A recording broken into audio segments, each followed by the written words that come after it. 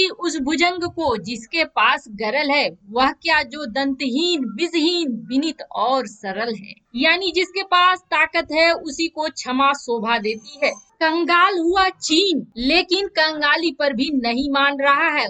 चीन और उत्तर कोरिया क्या खिचड़ी पका रहे हैं, वहीं अब जापान ने भी कर ली तैयारी, तो भारत भी पीछे नहीं है। भारत में रूस के खास इंजीनियर भारत को तैयार कर रहे हैं। आइए जानते हैं इन खबरों को विस्तार से।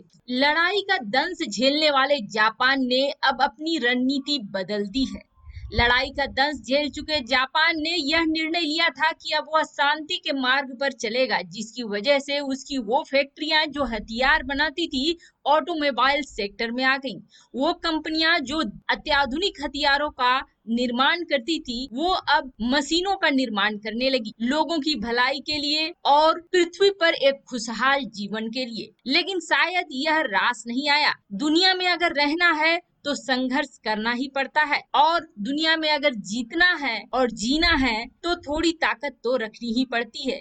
जापान अब इस बात को समझ चुका है, इसलिए अपनी रक्षा नीति में जापान कर रहा है बहुत बड़ा बदलाव। बार बार की हुड़की चीन के द्वारा और बार बार की घुसपैठ से परेशान होकर जापान भी अब एक विमानों की फौज तैयार कर रहा है।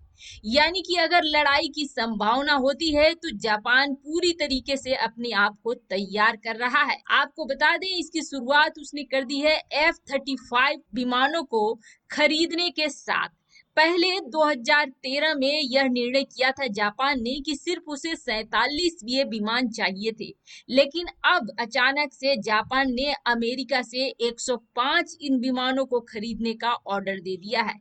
यानी 47-50 नहीं, पूरे के पूरे 105, और इसकी संख्या और भी ज्यादा बढ़ाई जा सकती है। जापान ऐसा कर क्यों रहा है? तो जाहिर सी बात है जापान अपने आप को तैयार कर रहा है चीन के लिए। चीन की मंशा को जानते हुए जापान जानता है कि आज नहीं तो कल उससे लड़ना ही पड़ेगा, इसलिए खुद को जो वक्त मिला है उसमें तैयार कर लो। और अमेरिका ने भी इस विमानों की आपूर्ति के लिए हाँ कर दिया है। इतना ही नहीं, जापान के कई अन्य लड़ाकू विमानों के लिए भी इंजन अमेरिका ही दे रहा है। इन विमानों की असेंबलिंग की जाएगी जापान में और अमेरिका सारे कलपुर्जे जापान को प्रदान करेगा। दूसरी तरफ भारत भी अपनी तैयारी में लगा हुआ है। वैसे तो कह रहे हैं कि 2 किलोमीटर चीनी सेना पीछे चली गई है, लेकिन यह आज नहीं तो कल निकल कर आएगी ही आएगी, क्योंकि अभी भी फिंगर 4 का मामला लटका पड़ा है। फिंगर 4 पर पहले भारत का कब्जा था और अभी फिंगर 4 से भारत के सैनिक के पीछे हटने की खबरें आ रही हैं।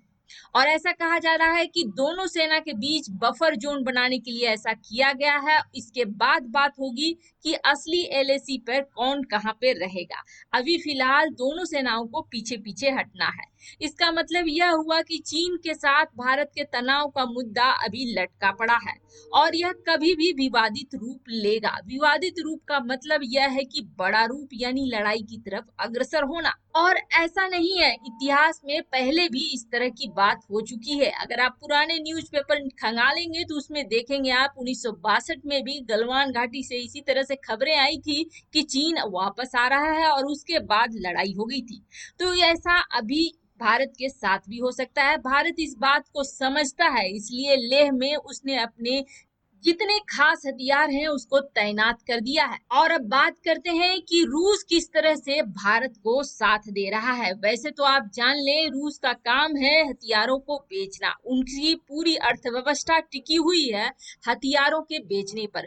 तो रूस हर किसी को हथियार बेचता है, चाहे वो चीन हो, चाहे वह चीन के द्वारा पाकिस्तान हो, क्योंकि यह उसकी अर्थव्यवस्था का मुख्य रीढ़ है। लेकिन भारत के साथ उसके संबंध काफी मजबूत है और ऐसे समय में जब चीन बार बार मना कर रहा था भारत को हथियार देने को, तब पर भी रूस राजी हो गया। और अब एक नई खबर निकल कर आ रही है सामने कि विक्रमादित्य को रिपेयरिंग और एडवांस करने का काम रशियन टेक्नीशियंस कर रहे हैं भारत में। वैसे विक्रमादित्य रूस के ही एयरक्राफ्ट कैरियर का वर्जन है और इसको और ज्यादा अपग्रेड कर रहा है रूस के टेक्नीशियन भारत में रहकर इसके अपग्रेडेशन पर काम कर रहे हैं।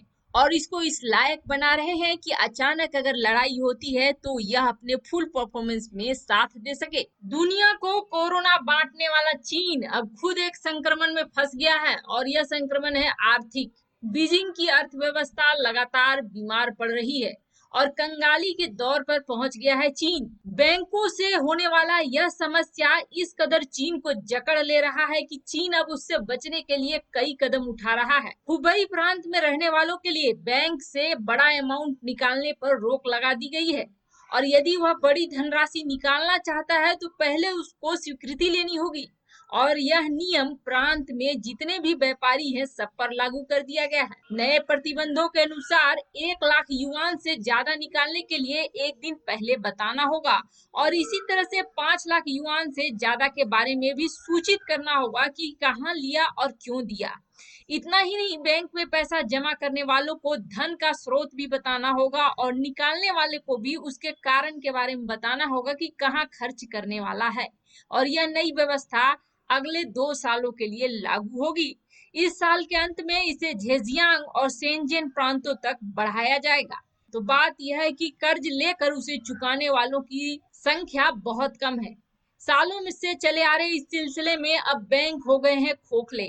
मार्च 2020 तक चीन का कुल घरेलू ऋण देश के जीडीपी का 317% था और कुछ रिपोर्टों में ऐसे कहें कि कुछ कर्जे तो ऐसे दिए गए हैं जिनका कागजों में कोई उल्लेख भी नहीं है। चीन का पूरा बैंकिंग सिस्टम 4 बड़े सरकारी बैंकों द्वारा कंट्रोल किया जाता है जो सभी तरह के कर्ज के लेन देन को कंट्रोल करते हैं। आंतरिक वजह तो है ही साथ बीआरआई प्रोजेक्ट सबसे बड़ा कारण बन गया है। जिस बीआरआई प्रोजेक्ट के महत्वाकांक्षा में शी जिनपिंग ने पूरे पैसे लगा दिए और कर्जदार बना दिया कई देशों को, अब खुद भी वह समस्या में झेल रहे हैं। इसकी सबसे बड़ी बात यह है कि जितने पैसे जिनपिंग ने लगाए वो उतने पैसे वापस नहीं आए हैं अभी तक और कई देशों ने तो अब मोहलत पे मोहलत मांगनी शुरू कर दी है। ऐसे में अर्थव्यवस्था खराब होना चीन का जाहिर सी बात है। अब बताते हैं क्या किम जोंग और चीन के बीच कोई साठगांठ चल रही है। जिस तरह से उत्तर कोरिया अभी व्यवहार कर रहा है उसे देखकर तो ऐसा ही लग रहा है जैसे कि वह किसी बड़ी चीज के लिए तैयारी कर रहा है। उत्तर कोरिया इसे यूं ही नहीं कर रहा है, कुछ न कुछ तो वजह है और वह वजह है आने वाला समय। आपको बता दें आजकल उत्तर कोरिया की राजनीति में किम जोंग की बहन बहुत ज्यादा सक्रिय हो गई है। अब क्या वजह है कि किम कम ही सामने आते हैं, लेकिन जो कुछ भी हो अभी ऐसा लगता है जैसे सर्वोसर्वा है किम जोंग की बहन। उन्होंने शुक्रवार को साफ साफ कहा कि उनके भाई का राष्ट्रपति डोनाल्ड ट्रंप से अब कोई मुलाकात करने की उम्मीद नहीं है क्योंकि किम जो जोंग ने कहा उत्तर कोरिया के पास ट्रंप को हाई प्रोफाइल बैठकों का तोहफा देने का कोई कारण नहीं है क्योंकि इन मीटिंग से कोई खास फायदा होता नहीं है। किम जोंग की बहन ने उत्तर कोरिया की आधिकारिक समाचार agency Korean central news agency की ओर से एक बयान जारी करा। अमेरिका चाहता था कि कूटनीतिक चैनलों के माध्यम से उत्तर कोरिया के साथ बातचीत जारी रहे, लेकिन किम जोंग की बहन ने यह साफ कर दिया कि आने वाले समय में आपको नहीं पता कि कब क्या हो जाए। उन्होंने कहा कि कोई भी हैरान करने वाली बात हो सकती है, ये दोनों बड़े नेताओं के फैसले पर निर्भर करता है। तानाशाह की बहन ने कहा कि अगर शिखर वार्ता की जरूरत होती है तो यह अमेरिका की जरूरत है, उत्तर कोरिया के लिए यह प्रैक्टिकल नहीं है, इसमें हमें कोई फायदा नहीं है। उनका यह बयान ऐसे समय में आया है जब कोरिया मामलों के अमेरिका के शीर्ष अधिकारी एशिया में है। उप विदेश मंत्री स्टीफन बिगन सियोल में दक्षिण कोरियाई अधिकारियों से मुलाकात करने के बाद जापान गए हैं।